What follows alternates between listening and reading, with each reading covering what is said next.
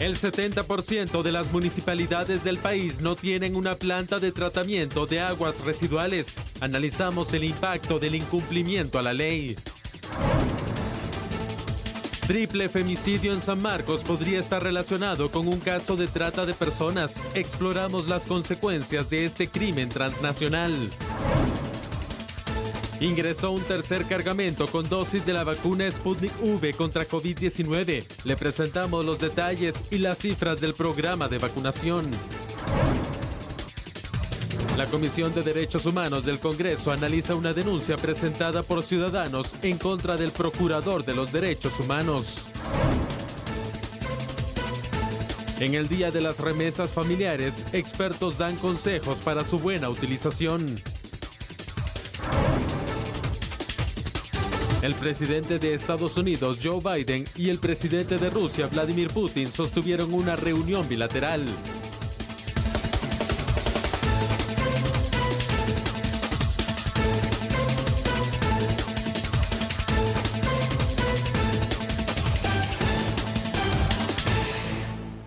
Muy buenas noches, lo estábamos esperando para poder iniciar entonces con el análisis de esta noche. ¿Cómo estás, Julio? ¿Listo? Buenas noches. Sandy, muy buenas noches para ti. Así es, completamente listo y aquí estamos definitivamente en su programa A la Medida, el análisis de la noticia por TN 23. Da miedo cuando uno dice que solamente el 30% de las municipalidades están cumpliendo con el tema del tratamiento del agua potable, Sandy. Bueno. Llama la atención y también preocupa entonces, porque sabemos que es algo vital para toda comunidad. Así es. Empezamos con ese tema. Comenzamos entonces, le mostramos el contexto. Muy bien.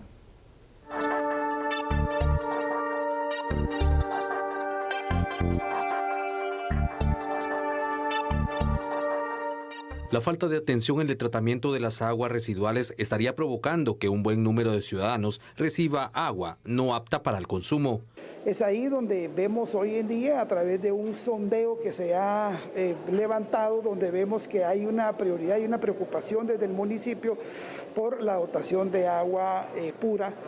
Vemos de igual forma que cerca del 30% de los municipios manifiestan ya tener algún tratamiento de las aguas residuales, el resto no lo tiene y esa es una tarea muy importante del país porque cerca del 90% de las aguas superficiales o cuerpos de agua hoy en día están contaminados con heces fecales o algún otro elemento contaminante que son perjudiciales para la salud. Y vemos que cerca del 30% de los municipios manifiestan no tener un basurero, un vertedero o un relleno sanitario manejado técnicamente para poder hacerle frente a esa basura que hoy en día lo vemos acumulada en las carreteras, en las quebradas. Se contempla realizar una gira en los municipios con alto nivel de desnutrición para promover las instalaciones de las SOMAS. Para este año se espera contar con 65 y con ello mejorar el tratamiento del agua para consumo. Vaya si no es preocupante, porque esto es el agua precisamente que llega para supuestamente el consumo humano. Uno se pregunta, porque de verdad uno se lo pregunta, Sandy, si desde el 2006 está hecha esta ley, porque es una obligación legal, ¿y qué pasa? ¿Qué pasa con las 340 corporaciones municipales que desde el 2006 a la fecha han pasado allí en cada uno de los municipios? ¿No les interesa? ¿O será acaso que no hay alguien también que sea el ente rector? Ahora estamos hablando de una comisión presidencial. Exacto. Poco. ¿Y el Ministerio de Ambiente? Ellos deberían de ser los rectores, de hecho, y estar supervisando y sancionar entonces a las municipalidades que no lo cumplan y que no puedan justificar por qué no lo están haciendo. No tienen recursos, no hay destinados recursos para este tema. ¿Cómo no le van a dar prioridad a esto? Porque mira, la mala calidad que se tiene en el agua al final repercute en la salud y es un tema muy delicado que yo no sé por qué no le dan la relevancia que corresponde en este caso. Y es que aparte de todo, como lo has dicho, no es solo la relevancia, sí, por supuesto que es de vital importancia. Por algo se dice que es el líquido vital, de hecho el cuerpo humano, ¿no? Al final de cuentas está constituido en su mayoría por agua, pero pareciera ser que esto no solo no es una prioridad y ni siquiera les pasa por la mente a las corporaciones municipales, sino que también los vecinos tal vez no han tomado conciencia de esto. Y por eso vamos a hacer un poquito de conciencia, ¿te parece? Por supuesto. Vamos con los primeros datos de manera inmediata para que usted tenga bien claro lo siguiente. Sabe que desde el año 2006 está vigente y positivo un acuerdo gubernativo Pero bueno, ya vamos a hablar de eso. Es el 236, Reglamento de las descargas y reuso de aguas residuales y de la disposición de lodos. De conformidad a lo que establece el acuerdo en mención, los 340 municipios del país deben implementar plantas de tratamiento de agua. Según el reglamento, el objeto del mismo es proteger los cuerpos receptores de agua de los impactos de la actividad humana, recuperarlos y promover su desarrollo. Pero es que aquí empezamos mal. A ver, tiene que ser, ¿cuál es el poder estatal, Sandy, televidentes, que se dedica a hacer leyes, es decir, a legislar? Es el Congreso. Pero es que en el Congreso la ley de aguas nunca ha pasado, ni parece que nunca, al final de cuentas, va a terminar pasando. Se tuvo que hacer de conformidad a la pirámide de Kelsen, entonces, una ley menor, un acuerdo gubernativo, para que esto sea vigente en las 340 municipalidades. Ahí empezamos mal. Explico por qué. Porque las municipalidades son autónomas, pero entonces también ahí es donde está la obligación del Ejecutivo a través del Ministerio de Ambiente. Pero ¿y quién le dice a los diputados, aló, señores, aquí hay algo que es importante y se llama el agua en Guatemala? Y al final de cuentas, del 2006 para esta parte, solamente 102 municipalidades han hecho algo. Algo, imagínate, algo. Que por lo menos han empezado, ¿no? Bueno, sí, por lo menos, ¿verdad? Pero mira, Julio, ¿qué hacer para que las municipalidades pues puedan ejecutarlo tal y como manda la ley? Porque, por ejemplo, no hay leyes donde tú como ciudadanos puedas decir, ay, es que ahorita no la voy a cumplir, mejor en unos días. No, si no cumples, bueno, tiene las repercusiones legales, así ¿no? Es, correcto. Entonces, ¿qué aplicaría en este caso? Es decir, ¿las corporaciones municipales tienen algún tipo de responsabilidad? Sí. ¿O qué dice la ley en cuanto a el no ejecutar la normativa? Ahí está el gran problema, ¿sabes, Sandy? Porque como al final de cuentas no se constituyó como una ley como tal, sino como un acuerdo gubernativo, lo cual le quita bastante relevancia a ese poder coercitivo. Entonces, al no ser un decreto legislativo, pues tampoco es que haya una sanción, por ejemplo, de orden penal o de otro tipo de orden. Probablemente, y aquí sí, y ojo, porque para algo existe la política nacional de medio ambiente. Digo yo que existirá para algo mejor que tenerla escrita en algún librito o en algo que nadie conoce acá. Entonces sí se pueden aplicar sanciones administrativas, pero por sobre todo se puede aplicar el control. Y aquí es donde vemos precisamente, Sandy, que Guatemala es un país de falta de control, un país donde cada quien hace lo que quiere y donde nadie respeta lo que está establecido en ley, aunque sea una ley menor como un acuerdo gubernativo. Pregunta, ¿también qué han hecho los poderes ejecutivos para hacer ese cabildeo con las distintas legislaturas que han pasado del 2006 a la época para lograr la ley de aguas? ¿Qué es lo que esconde esa famosa ley de aguas que no hay manera que se pueda aprobar? Esa es la duda, y por qué tampoco para el Congreso es una prioridad poder analizar este tema, porque sabemos que pueden existir dudas en cuanto a la formulación de una iniciativa, el análisis que se tiene que hacer, pero tampoco miro yo que se esté recibiendo a los diversos sectores para dar aportes, para poder analizar y para poder consolidar entonces un proyecto de ley que sea viable. Exactamente. Ahora uno dice, es que ha pasado poco tiempo. 2006 para esta época han pasado 15 años. Ahora, si en 15 años yo no logro como Estado controlar, ahí está presente la anomia, la falta de control, la falta de presencia. Si en 15 años yo no logro como sector justicia, inclusive, que bueno, de ese mejor ya ni vamos a hablar por algunas situaciones que están sucediendo actualmente, hacer que esto sea de alguna manera ejecutado y si no que sea sancionado, estamos mal. Pero pregunto otra cosa. En 15 años, entonces, ¿cómo han pasado las auditorías, las 340 municipalidades? O yo no puedo creer que en su plan operativo anual durante 15 años haya más del 70% de municipalidades que no hayan contemplado siquiera, Sandy, comprar algo, una manguera para empezar el tratamiento de las aguas que van a llegar a las casas. No lo creo. No, mira, Julio, lamentablemente proyectos como este, que es un bien para la población, sí, pero a lo mejor no genera votos, porque no se puede visualizar tanto como que construyas, no sé, un parque o hagas algo que la gente entonces lo pueda notar más, pero sí es importante, la verdad. Sí. Tiene que cambiar un poco la forma de gestión en las municipalidades. Quisiera que tratáramos el tema de cuáles son las excusas que tienen los alcaldes para no cumplir y ejecutar entonces con este tratamiento de aguas. Bueno, cual si fuera un cuento árabe, ¿no? las 1001 noches, las 1001 excusas. Vamos entonces, por favor, con más datos que son importantes precisamente para esto. Y es que, escuche usted, muchas municipalidades señalan no estar listas para el total cumplimiento de implementación por no tener un vertedero o un relleno sanitario manejado técnicamente. Vaya pobre excusa, vergüenza debería de dar. Si bien es cierto, el tema presupuestario siempre es escaso para cualquier municipalidad en temas de inversión, no debe representar eso, una excusa para no cumplir con la ley, Sandy. Deben buscar las municipalidades soluciones alternas a través de subvenciones, donaciones o cualquier otro tipo de ayuda para lograr cumplir la ley, o simple y sencillamente el reordenamiento del presupuesto municipal y empezar a sacar un poquito a toda esa burocracia que también hay en las municipalidades y que se gasta el dinero precisamente en la parte administrativa, y quiero ser bien claro que es en el pago de sueldos y salarios. Entonces, aquí lo que debe privilegiarse es lo que tanto hemos dicho, un Estado más pequeño, incluyéndolos a ustedes, sí, a ustedes ahí en las municipalidades, para que haya mayor inversión. Aquí vemos que de los principales responsables de no hacer nada en el tema, pues son las corporaciones municipales.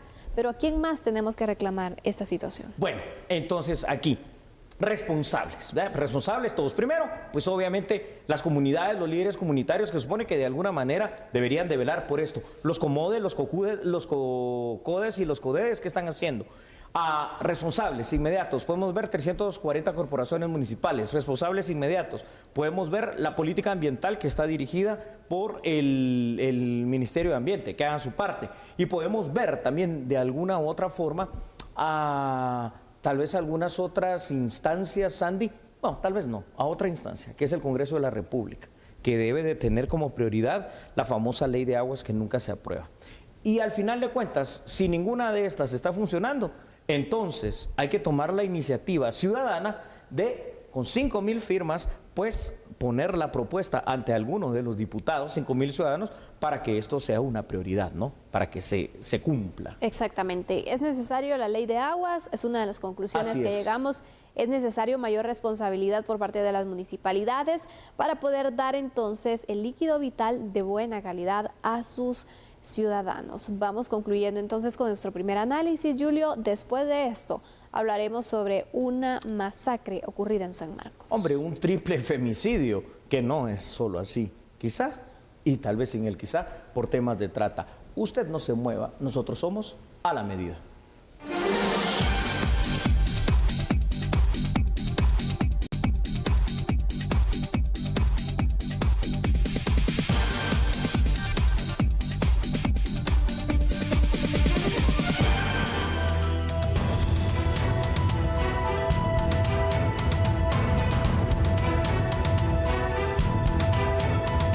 El viceministro de Prevención del Delito del Ministerio de Gobernación, Carlos García, confirmó que se tiene una línea de investigación sobre el triple crimen que se registró en San Francisco El Quetzal, San Marcos, lugar donde fueron asesinadas 3 mujeres de 17, 24 y 32 años de edad. 3 personas fallecen en San Marcos, precisamente por pertenecer a una estructura de trata de personas. Ya las acciones de investigación criminal están tomándose en el área. Estas personas tenían secuestradas a 3 niñas. La comunidad toma acciones y intervienen en contra de ellas. La idea de capacitar y fortalecer las acciones policiales en esas áreas específicas y con esta temática es precisamente para que vayamos en un orden judicial y un orden legal con base a todas las acciones como se deben de desarrollar. Sandy Recinos, titular de la Secretaría contra la Violencia Sexual, Explotación y Trata de Personas, opinó que es importante realizar una investigación para determinar la posible existencia de una estructura de trata de personas en ese sector. Es muy penoso realmente que estas situaciones se sigan dando. Desde la EDVET, que es el trabajo fuerte que hacemos en materia de prevención, hacemos un llamado a la sociedad que no es la manera de tomar acciones. Debemos de dejarlos en los órganos de justicia y de investigación que realicen sus procesos y sus acciones como deben ser. Lamento muchísimo que se haya dado esta situación, sin embargo también lamento mucho la situación de los niños, de las niñas que tenían pues en trata de personas. Estas personas, ambas acciones son muy lamentables y definitivamente nosotros desde la Secretaría condenamos el hecho que sale hoy el día de hoy en las noticias. Además de las 3 mujeres fallecidas en el ataque armado, también resultaron heridos Maulio Díaz Valdés y Florinda Ángela Valdés Velázquez. Dicen que mal paga el diablo a quien bien le sirve. Y es que, Sandy, por supuesto que no vamos a estar aplaudiendo 3 femicidios. Esto es terrible. Lo que pasa es que el contexto que conlleva a la población a hacer justicia por su propia mano, ya que tenían retenidas a unas menores de edad a las cuales estaban tratando, y cuando hablamos de trata decimos de cualquier tipo de trata, desde servidumbre hasta explotación sexual. Bueno, es que esto es dramático. La trata de personas hoy por hoy es uno de los hechos delictivos más cometidos no solo en Guatemala, sino que en el mundo. Voy a dar nuevamente una cifra que ya le decíamos el otro día. Al menos 27 millones de personas alrededor del mundo están siendo tratadas al día de hoy de alguna manera. Nunca, pero nunca, ni cuando existían los esclavos africanos que traían los españoles y los portugueses, había existido tanta esclavitud en el mundo como hoy. Complicada, la verdad, la situación, Julio, porque se disparan entonces los casos. Durante este tiempo de pandemia hablamos más sobre trata de personas. Es correcto. Un fenómeno que ha estado presente durante mucho tiempo, pero que también tiene sus repuntes en ciertas circunstancias, ¿no? La económica es una de ellas, las formas de engaños que existen también, y cómo también la gente está tan cansada que, bueno, ya toman otras alternativas, ¿no? Sí, aquí está lo malo, ¿verdad? O sea, tú lo sabes, lo hemos dicho en varias ocasiones aquí en A la Medida. Sí, de alguna manera apoyamos la aplicación de la ley muy fuerte hasta el artículo 18 de la Constitución, que es la reactivación de la pena de muerte. Lo que no podemos apoyar nunca es el hecho de que se haga justicia por propia mano y que se den este tipo de hechos que al final de cuentas son homicidios cometidos en riña tumultuaria y que terminan siendo prácticamente asesinatos o femicidios, como le quieras llamar, dependiendo quién los haya realizado. Eso sí no, pero tampoco podemos tolerar, Sandy, que en nuestro país, precisamente por lo que tú dices, por la falta de esperanza, por la falta de oportunidad, por el hambre y porque de verdad no hay alternativas, pues la gente cae, literalmente cae fácil ante las redes de trata de personas. Totalmente. No seguir un debido proceso es complicado, la verdad, porque sabemos que la justicia debería ser así, ¿no? Seguirse un proceso, que las autoridades hagan su trabajo en cuanto a la denuncia, bueno, a la investigación derivada de denuncias. Y el castigo. Exactamente, pero ¿qué está fallando aquí?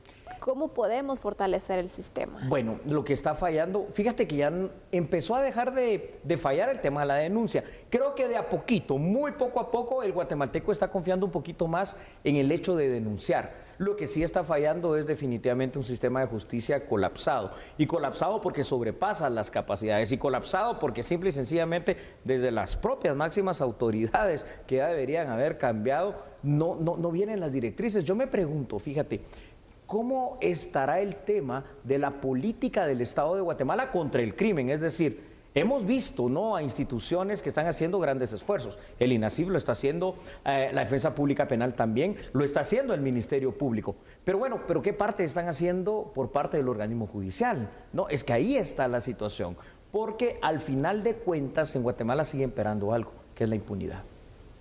Totalmente, Julio. Vamos con unos datos, ¿te parece? Me parece, claro que sí, Sandy. Entonces, por favor, veámoslos ahí en pantalla. El crimen organizado conlleva un alto riesgo para las personas involucradas, pues es de recordar que en cualquier variante de él existen, para empezar, bandas rivales. Cuando se trata de zonas fronterizas, el caso de San Marcos, podemos hablar de fenómenos criminales como el tráfico de drogas o bien la trata de personas.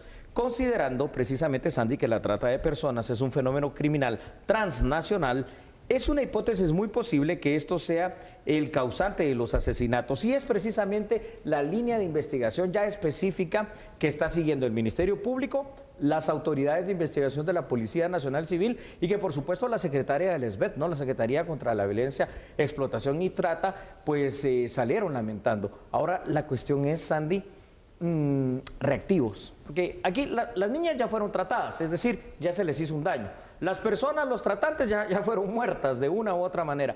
¿Qué estamos haciendo para impedir esto? ¿Qué estamos haciendo para evitar que exista la trata? Pues estamos haciendo exactamente lo que hacemos para evitar que existan las maras, para evitar que haya la migración, para evitar que haya muchas cuestiones más. No estamos trabajando en los fenómenos sociales que causan esta situación terrible.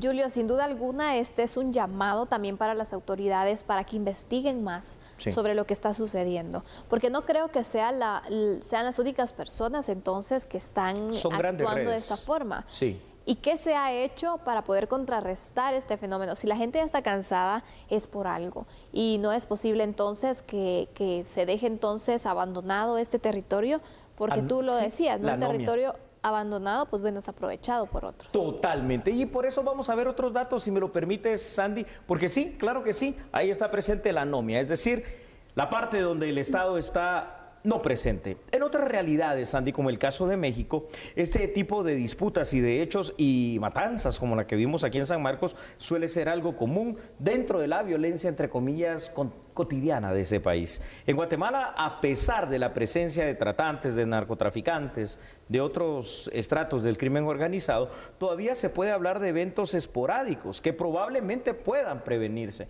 Ahora, la pregunta es qué estamos haciendo para prevenirlos. Sin embargo, de no prestar la atención debida a este tipo de fenómenos criminales y, por supuesto, fenómenos sociales, podríamos llegar a una situación similar a la mexicana. Y es que esto es lo terrible. ¿Por qué? Porque Guatemala ya sufre de una violencia estructural que está absolutamente enquistada y que día con día, al final de cuentas, se manifiesta y se hace presente. Si a esto le sumamos lo que tú has definido de muy buena manera, los fenómenos criminales transnacionales, hombre, es que estamos de verdad, como diríamos, en un sándwich, donde de un lado hay un fenómeno criminal, de otro lado hay otro, por aquí, por acá, y quedamos en medio de él y ya no sabes ni a dónde moverte como población guatemalteca.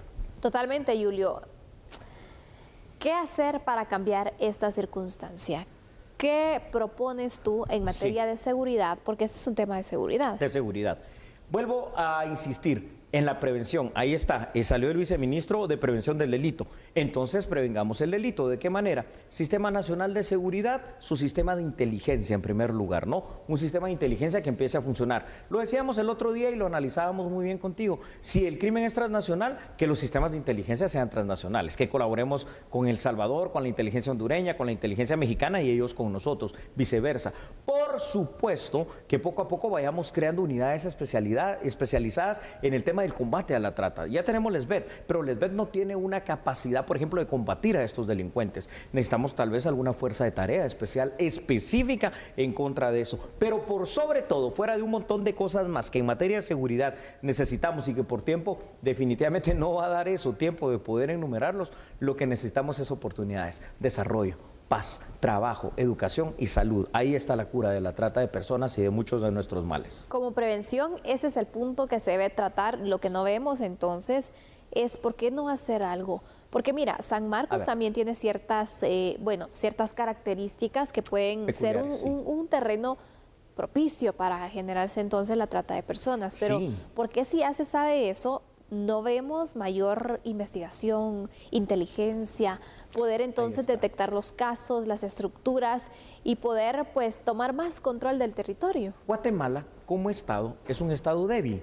Y es un estado débil porque hacen falta muchas cosas, pero parte de lo que nos hace falta es precisamente el número de elementos suficientes y armamento en el ejército para cuidar nuestras fronteras, pero el número de elementos suficientes, armamento, capacidad operativa, logística y todo lo demás tecnológica para que hayan suficientes policías también. Entonces, cuando no entendamos eso, que este tipo de situaciones no son gastos, sino que son inversión, entonces no vamos tampoco a cambiar. Ahora, si trabajamos lo que ya dijimos, esos fenómenos sociales, mejor educación, mejor oportunidad de desarrollo, más puestos de trabajo, y trabajamos en el tema de seguridad, ahí sí vamos a poder empezar a combatir esto. Porque la gente, inclusive, fíjate, a lo que voy a decir, los delincuentes, muchos de ellos se meten porque son delincuentes, pero otros se meten también porque no hay otra alternativa. No es justificación, pero es que así estamos de mal.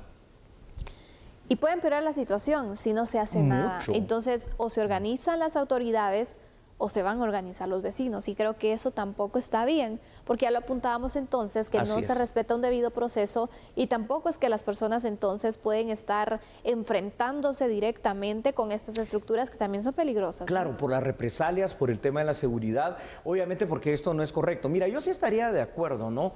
Te lo he dicho, y tú también, acá lo hemos analizado no sé cuántas veces, reactivemos la pena capital, hasta para delitos que pueden ser tan terribles como esto, porque la trata, dentro de todas sus etapas, tiene algo que se llama el traslado. El traslado, que es un engaño, realmente podría catalogarse como un secuestro. Y el secuestro está tipificado dentro de esos delitos que sí podríamos aplicar una pena tan fuerte como la pena capital. Hagámoslo. O en todo caso, si no queremos ver esto, pues que el Congreso empiece a discutir si vamos a hacer una reforma del sistema de justicia, que aquí exista también una cadena perpetua. Pero ahí vamos a otros problemas estructurales del Estado de Guatemala. El poder mantener a estos delincuentes. Si no los matan, como lo hicieron aquí, el poder mantener controlados a los delincuentes en el sistema penitenciario, que eso ya se vuelve otro problema también para el Estado guatemalteco.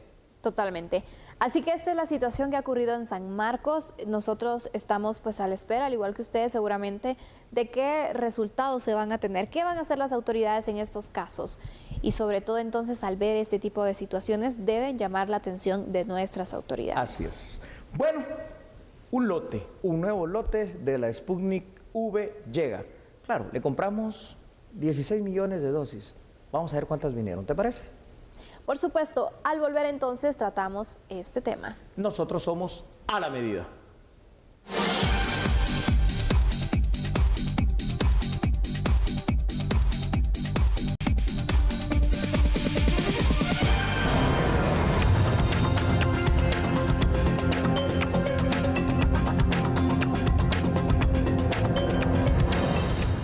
A las 4:15 de la mañana de este miércoles aterrizó en el Aeropuerto Internacional Aurora un vuelo que traía un nuevo lote de 50.000 vacunas Sputnik V procedentes de Rusia.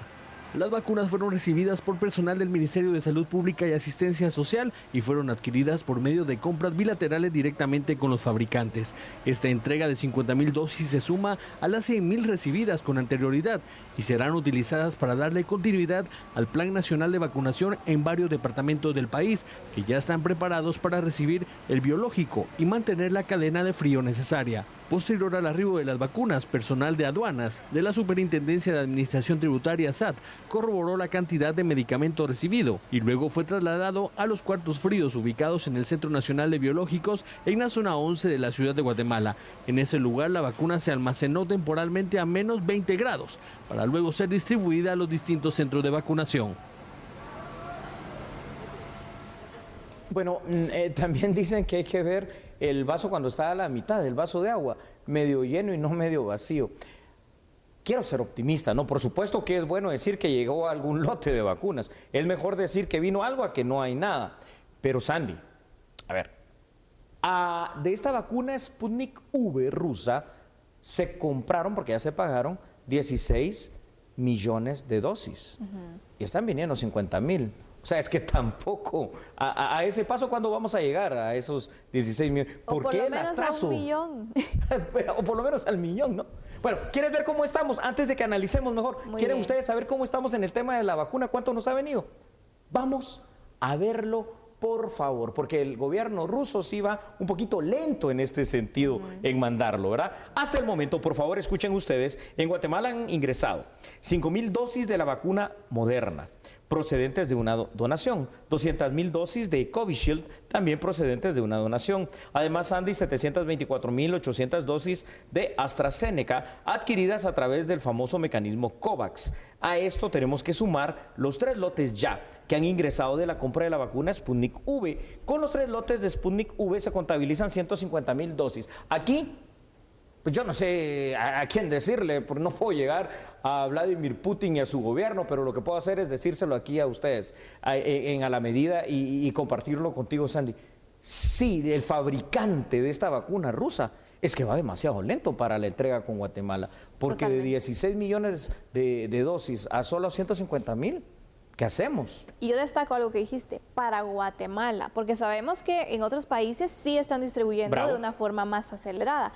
¿Por qué a nuestro país no? ¿Qué pasa entonces con esa gestión que se ha realizado? Correcto. O que se debe realizar también, el compromiso que se adquirió, porque, bueno, la seriedad, ¿verdad? Que debe para recibir el dinero, pues ahí sí muy rápido, muy fácil, ¿no? Para poder tener entonces el adelanto, que por cierto, Guatemala ya hizo el depósito, ya lo pagó, porque era uno de los requisitos que le exigían a todo país. Nosotros cumplimos, pero ¿por qué ellos están fallando? Correcto, quiero recalcar eso. Nosotros, y digo nosotros como Guatemala porque eso sale de nuestros impuestos. Claro. Nosotros, los guatemaltecos, a través del gobierno, obviamente tiene que hacerse así, se hizo un contrato donde se pagaron ya 16 millones de dosis. Es decir, nosotros ya cumplimos como Estado, como país. Pero, ¿qué pasa con el fabricante ruso de Sputnik V?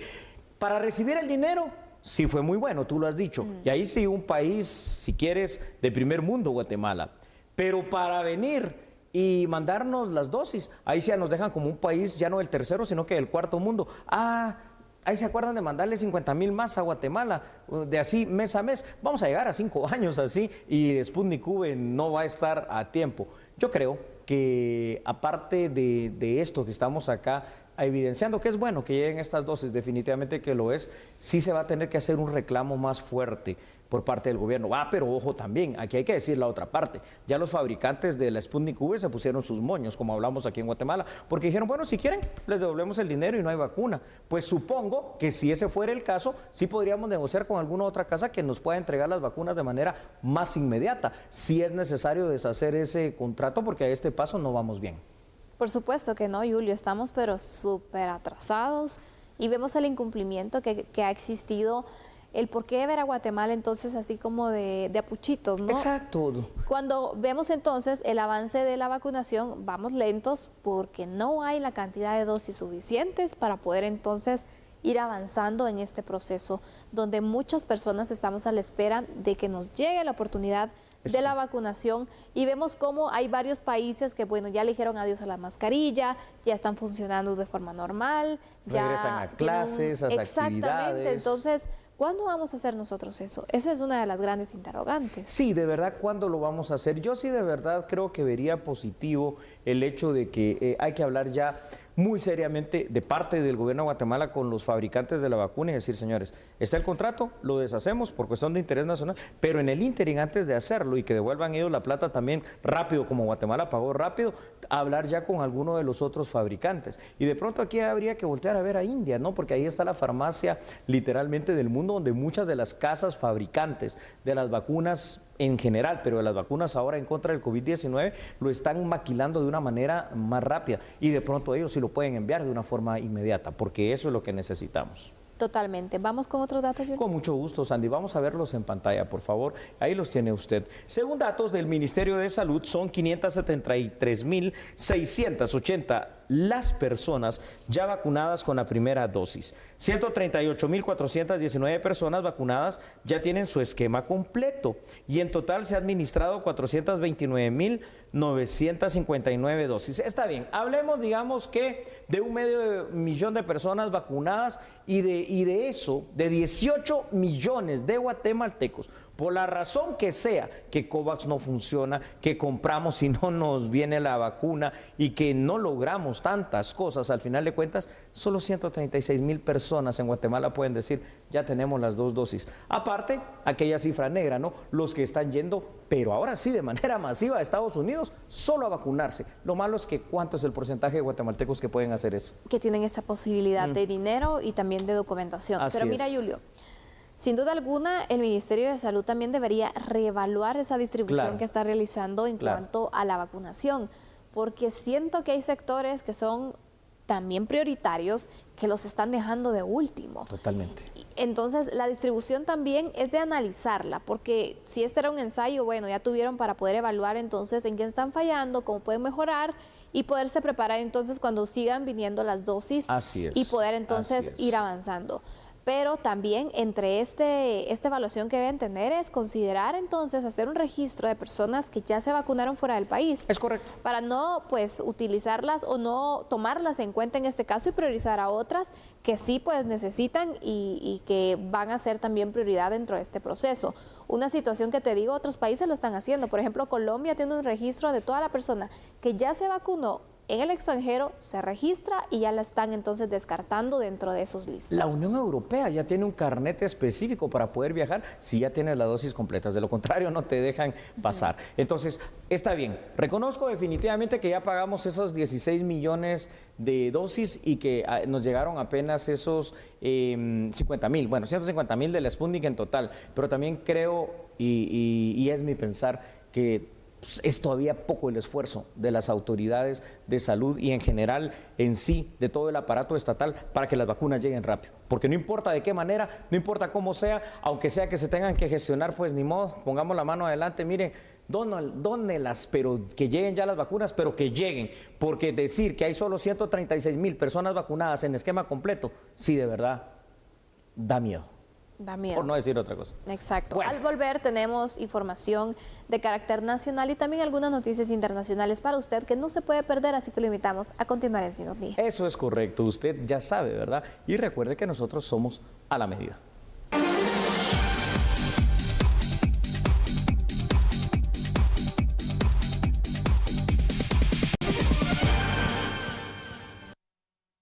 Aquí estamos de vuelta, ya vio que fue rápido. ¿Sabe usted que la Comisión de Derechos Humanos del Congreso de la República está analizando una denuncia hecha por ciudadanos con relación al actuar del Procurador de los Derechos Humanos? Vea la información.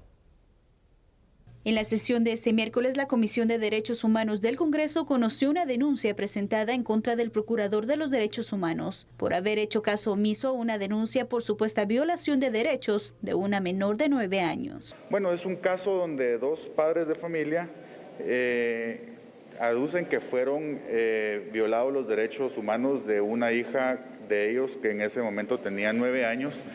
Ellos aducen que fueron a interponer una denuncia a la Procuraduría de los Derechos Humanos y que dicha denuncia no fue atendida por el procurador.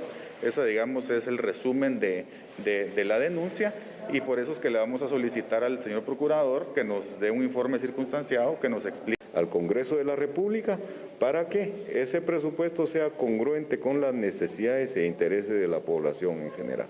A decir del titular de Finanzas, a la fecha han alcanzado el 50% de la meta de recaudación presupuestaria y la estimación es que se sobrepasa hasta en 3 millardos la cifra establecida de 63,000 millones de quetzales.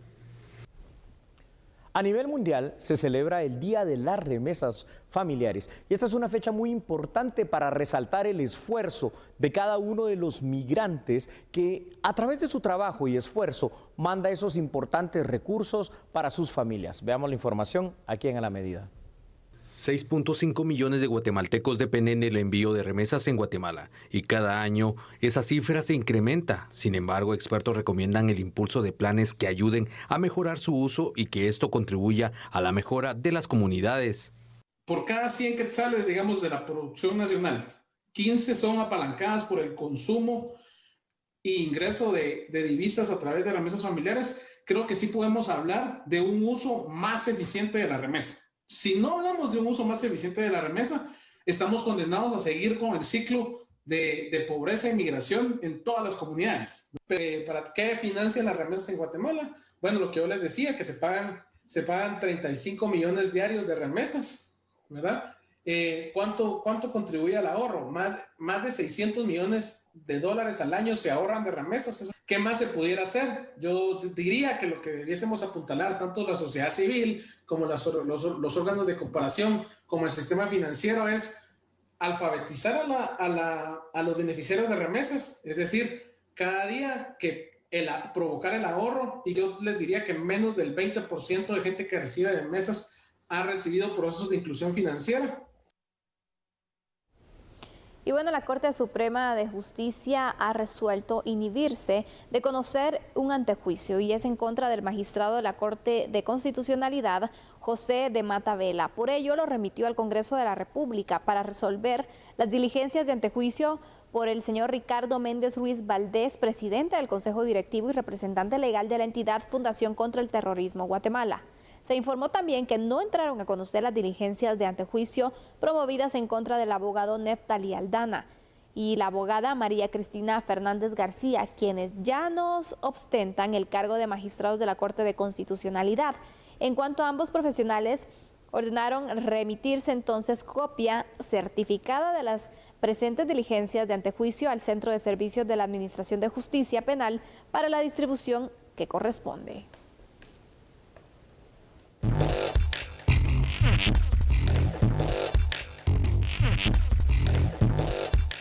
Después de una larga espera, finalmente se dio la reunión entre el presidente de Estados Unidos, Joe Biden, y su homólogo ruso, Vladimir Putin. La cita se dio en la Villa Lagrange de Ginebra, Suiza, y duró 4 horas, tras las cuales ambos adoptaron una declaración conjunta. El documento subraya que Rusia y Estados Unidos han demostrado que aún en periodos de tensión son capaces de lograr progresos en el cumplimiento de objetivos comunes para garantizar la predictibilidad en el ámbito estratégico, disminuir los riesgos de conflicto armado y la amenaza de una guerra nuclear. Ambos líderes se comprometieron a tener un diálogo abierto sobre seguridad estratégica para sentar las bases de un futuro control de armamentos. Entre los puntos más polémicos de la conversación estuvo el caso del opositor ruso Alexei Navalny. Biden reveló este miércoles que él transmitió a su homólogo ruso de que las consecuencias serán devastadoras para Rusia si muere Navalny.